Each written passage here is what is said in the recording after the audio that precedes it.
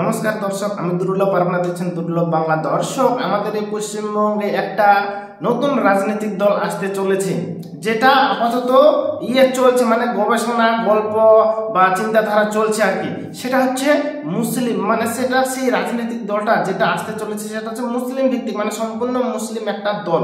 সেটার নাম হচ্ছে মিম, মানে AIMIM, মিম। এটা হচ্ছে এর রাজনৈতিক দল। আর এর হচ্ছে প্রধান তিনি হচ্ছেন, আপনারা তো নাম শুনেছেন, আসাউদ্দিন ওয়াইসিস, এর নাম তো শুনেছেন। উনি হচ্ছেন এই দলের প্রধান, এবং কি পশ্চিমবঙ্গের এই দলের মুখপাত্র হচ্ছে ইমরান সোলাঙ্কি। তো সেই সোলাঙ্কি সাহেব জানাচ্ছে যে পশ্চিমবঙ্গে বর্তমান জনসংখ্যা মুসলিমের ভাগ হচ্ছে 40%, মানে ওরা বলছে যে পশ্চিমবঙ্গে মুসলিমের পার্সেন্টেজ হচ্ছে 40% মুসলিম বর্তমানে পশ্চিমবঙ্গে। আর এই যে পশ্চিমবাংলার তৃণমূল দল বর্তমানে শাসক রয়েছে, মানে সেই তৃণমূল দল পুরোটাই মুসলিমদের উপর ডিপেন্ড করে পশ্চিমবঙ্গে করছে আর কি, শাসক চালাচ্ছে। ফলে আমরা যদি একটা নতুন দল করি তাহলে আমাদের জেতার সম্ভাবনাটা বেশি, এটা বলছে ইমরান সোলাঙ্কি। মানে তারা টার্গেট করছে যে আমরা এখন মুসলিম সম্প্রদায়কে এক করব, এবং কি মুসলিম সম্প্রদায়কে এক করে আমরা মুসলিমের ভোটে জয়ী হব। তো এটা চিন্তাধারা করছে। তার জন্য পশ্চিমবাংলায় এই বর্তমান 2026 বিধানসভার ভোটে এই দল লড়ার কথা বলছে যে আমরা প্রত্যেকটা সিটে, প্রত্যেকটা আসনে আমরা লোক দেব, প্রত্যেকটা আসনে আমরা প্রার্থী দাঁড় করিয়ে দেব। এবং কি তারা বলেছে যে আমরা এর আগেও লড়েছি দিল্লি, মহারাষ্ট্র, বিহার, মহারাষ্ট্র, এই সব জায়গাগুলোতে আমরা লড়েছি, যথারীতি ভালো ফল করেছে। এবং কি পশ্চিমবঙ্গে আমরা মালদা, মুর্শিদাবাদ, এই জায়গাগুলোতেও লড়েছি। মুর্শিদাবাদে লড়েছি আমরা এর আগে, মালদায় মোটামুটি 25,000-এর মতো ভোট পেয়েছিল। তারপর মুর্শিদাবাদে 25,000 থেকে 20,000 এরকম একটা ভোট পেয়েছিল আর কি। সেই চিন্তাধারা করে এখন এই মিম রাজনৈতিক দল, মিম পার্টি পশ্চিমবাংলা সম্পূর্ণ আসনে লড়ার চেষ্টা করছে।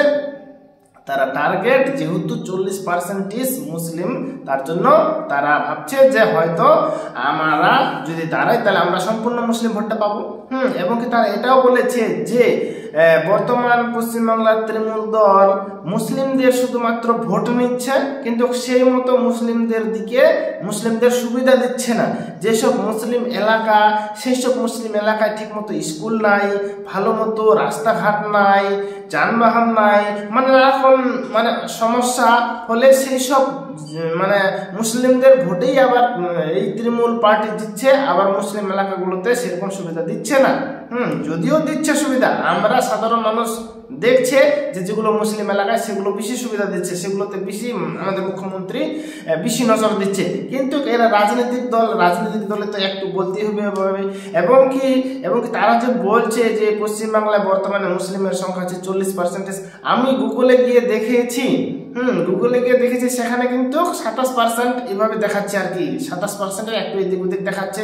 তো এবার জানি না তারা রিসার্চ করে এই কথাটা বলছে যে 40% মুসলিম, না তারা নিজের ইয়েতেই বলছে, আইডিয়া করে, বুঝতে পারছি না। বাট গুগলে দেখাচ্ছে সেটা আর কি 27%-এর মতো।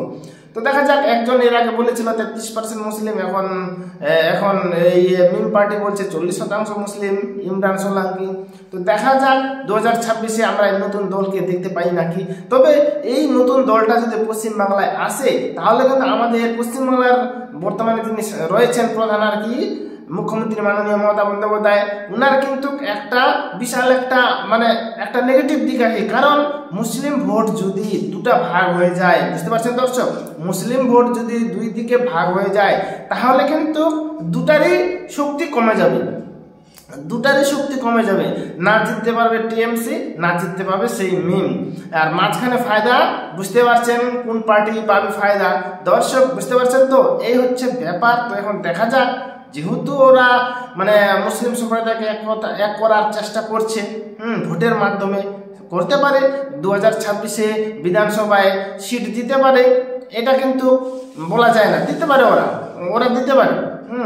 এবং কি যদি হয়ে যায়, আমি তো বললাম যে বর্তমানে পশ্চিমবাংলার মুখ্যমন্ত্রী মানে মমতা বন্দ্যোপাধ্যায় মানে অনেকটা দুর্বল হয়ে পড়বেন, মানে অনেকটা দুর্বল হয়ে পড়বেন, মানে সেই দুর্বলতাটা এতটাই বেড়ে যাবে যে সেই দুর্বলতায় শক্তি দিয়ে পশ্চিমবাংলাতে কিন্তু শাসন করা যাবে না, মানে মানে জিতা যাবে না আর কি সেই দুর্বলতা নিয়ে।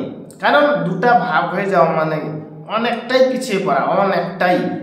ফলে রাজনৈতিক শক্তি অনেকটাই কমে যাবে টিএমসির, তৃণমূল দলের।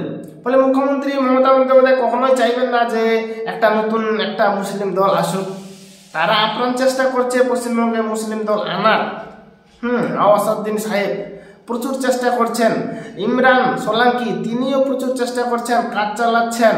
কিন্তু এখন মুখ্যমন্ত্রী যদি মানে আসে যায়, তাহলে মুখ্যমন্ত্রী কিন্তু দুর্বল হয়ে পড়বেন, অনেকটা দুর্বল হয়ে পড়বেন।